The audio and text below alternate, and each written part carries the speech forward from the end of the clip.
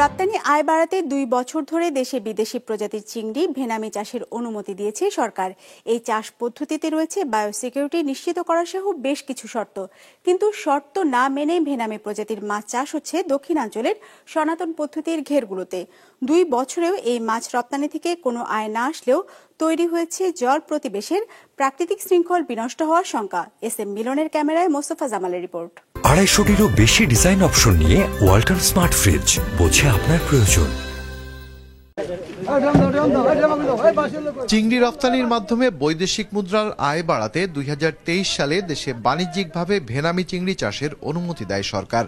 এর আগে ২০১৯ সাল থেকে ৪ বছর খুলনার পাইকগাছার লবণপানি গবেষণা কেন্দ্রে বিদেশি এই প্রজাতির চিংড়ির বাণিজ্যিক চাষের সম্ভাবনা ও প্রাকৃতিক প্রভাবের উপর গবেষণা করা হয়।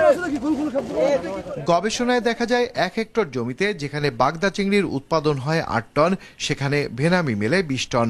তাই নিয়ন্ত্রিত পরিবেশে ভেনামি চাষের অনুমতি দেয় মৎস্য বিভাগ। ২০২৩ সাল থেকে এখানে ভেনামি চাষ শুরু হয় এবং এখনো পর্যন্ত ১৪ জনকে অনুমোদন দেওয়া হয়েছে, আর ৬৭ হেক্টরের বেশি এলাকাতে ভেনামি চাষ চলছে।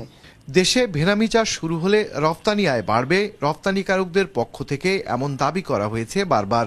তবে বাস্তবতা হলো বাণিজ্যিক চাষ শুরুর পর থেকে এখনো পর্যন্ত ১ কেজি চিংড়িও রপ্তানি হয়নি, ফলে আয় হয়নি কোনো বৈদেশিক মুদ্রাও। যদিও দেশের বাজারে এই মাছ বিক্রি হওয়ায় বাগদা চিংড়ির উপর চাপ কমতে শুরু করেছে দাবি রপ্তানিকারকদের।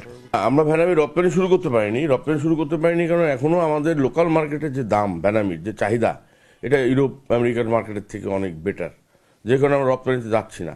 ভেনামি চাষে বায়োসিকিউরিটি নিশ্চিত সহ বেশ কিছু শর্ত কঠিনভাবে প্রতিপালনের নির্দেশনা আছে, কিন্তু তথ্য বলছে কোনো প্রকার নিয়ম নীতির তোয়াক্কা না করে দক্ষিণাঞ্চলের চাষিদের কাছে ১০ কোটিরও বেশি ভেনামির পোনা বিক্রি করা হয়েছে এবছর। ফলে প্রাকৃতিক জলাশয়ে বিদেশি এই প্রজাতির মাছ ছড়িয়ে পড়ার শঙ্কা সৃষ্টি হয়েছে বলছেন গবেষকরা। অনিয়ন্ত্রিতভাবে যদি ভেনামি চাষ করা হয় তাহলে এই ভেনামি চিংড়িটা বাংলাদেশের অন্যান্য চিংড়ি প্রজাতির সাথে আনইভেন কম্পিটিশনের মাধ্যমে আমাদের যে দেশীয় যে চিংড়ি প্রজাতি তার যে জীববৈচিত্র্য বা বায়োডাইভার্সিটি এইটা ক্ষতিগ্রস্ত হবে।